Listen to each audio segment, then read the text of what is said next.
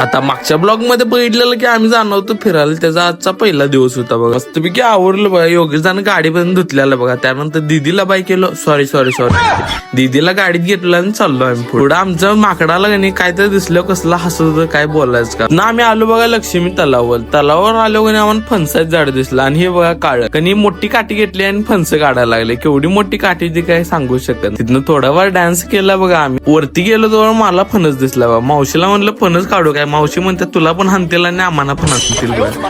मग काय तिथनं मस्तपैकी खाली गेलो बघा. तिथं पहिल्यांदा आम्हाला काजू दिसला बघा. मस्तपैकी काजू काढलं बघा. तिथं करवंदाची झाड होती ती पण काढली बघा. त्यानंतर हातपाय घाण झालतं म्हणून आलतो बघा तळ्याला धुवायला. तो पण आदविकांनी छोटी दगड मारत होती. मी मोठा दगड मारल्यावर दीदी काय म्हणते बघा.